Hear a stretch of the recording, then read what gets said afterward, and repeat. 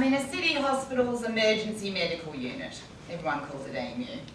And there's me, dressed in a hospital gown and the designer jeans I slept in.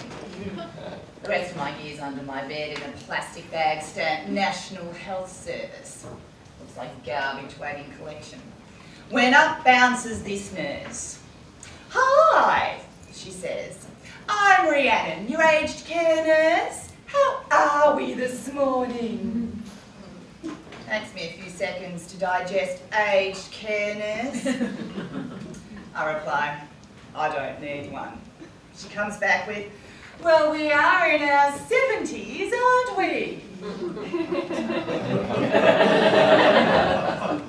I say, "You're aging well then." She looks about 12, skinny as a sleeper paint. The other day I'd been grocery shopping when someone pulled the rug out from under me and I had to hang onto a fixture to stop myself from falling. When I'd steadied myself, I realised there wasn't a rug. At the local hospital's A&E, they did the usual. You know, blood pressure, temperature, pulse, ECG, questions.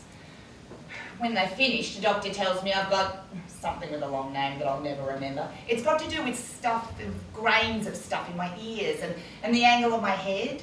He says he's going to try and fix it and asks a nurse to help me hang my head over the edge of the bed. And then he twists my head towards one shoulder. I feel like I'm falling into an abyss. My stomach heaves.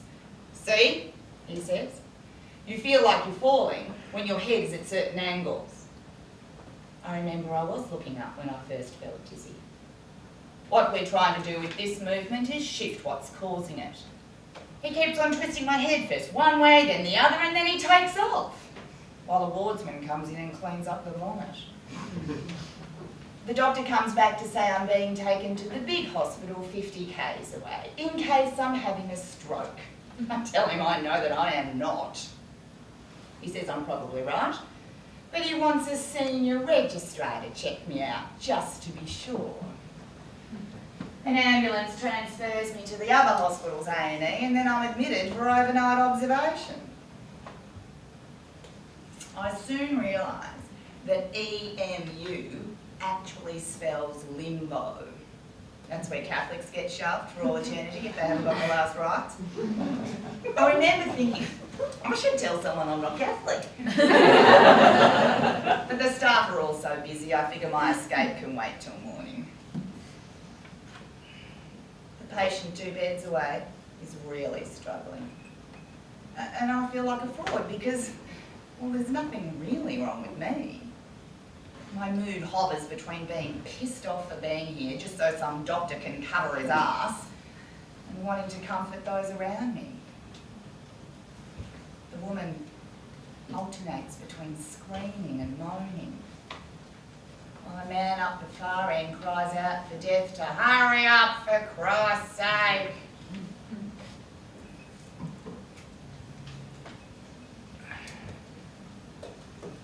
A teenager whimpers like a child left crying for too long. And I just want to sing him a lullaby and him fall asleep in my arms while I stroke his eyelids, like I did when my babies needed comforting. I sleep fitfully, drifting in and out of this nightmare.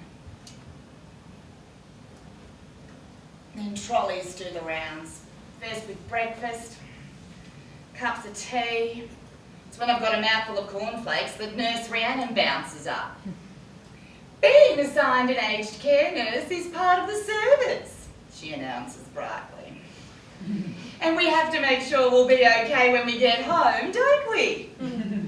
Pulling out a chair, she extends a clipboard. "Pen at the ready. Now, let's see," she says. I feel like an animal trapped by headlights on high beam. "Do we live alone?" I say, "Well, I don't know about you, but I do." She doesn't miss a beat. "Right," she says, and ticks a box. "Do we need aids to walk? Can't afford to have a fall once we get home now, can we?" When there is no response, she glances at my face. And ticks a box. I think we'll make that no. And then she asks, and do we still drive? I say I do and emphasise the I. She ticks another box. Then she says, and do we? But that's it, I've had enough. My words become bullets fired from a machine gun. I told you I do not need an aged care nurse. I will be fine when I get home. I will not fall, even when I've drunk an entire bottle of Chardonnay on my Pat Malone. What's the practice, see? And I will not be patronised by the likes of you. Her lips form a tiny O. You know, all puckered up like a cat's bum. And I can't help myself. I tell her to F off. Half of me feels contrite. The other half gloats. She retorts, I cannot speak to her as I just did, but she soon loses confidence. I think she realises any more from her could unleash the furies. Clutching her clipboard, she scurries away.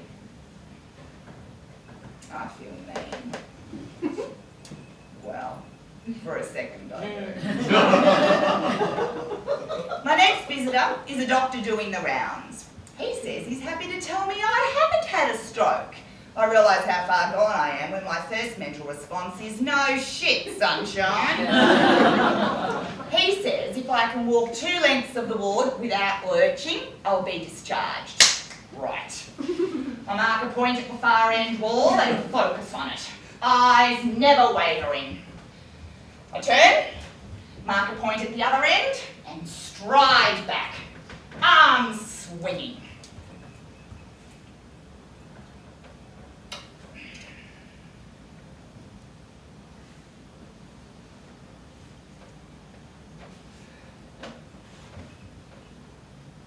When my son comes to collect me, I tell him I'm exhausted.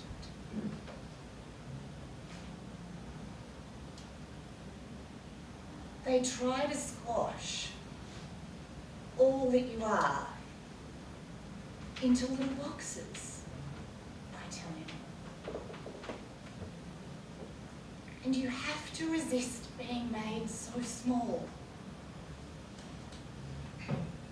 To resist it with everything that's in you. He gives me a hug. The ward sister tells him I need to see my GP next week and hands him a sample-sized packet of Valium. This'll help keep her calm till she sees him, she says. Nurse Rhiannon's obviously a snitch. I hand the pills back, saying, I will not go gently into the night.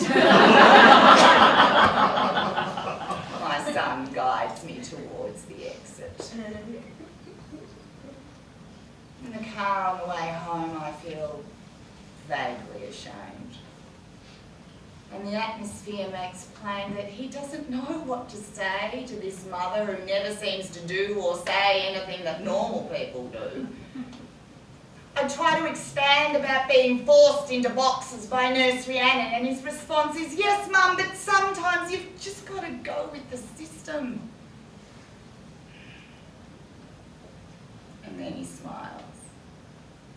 And I see the cheeky boy he was once, taking place of the exasperated man. But you'll never do that, will you? Guaranteed, I say.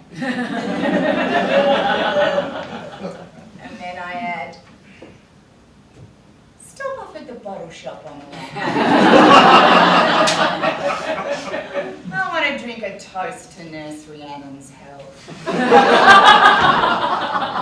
I so hope she lives until she's old.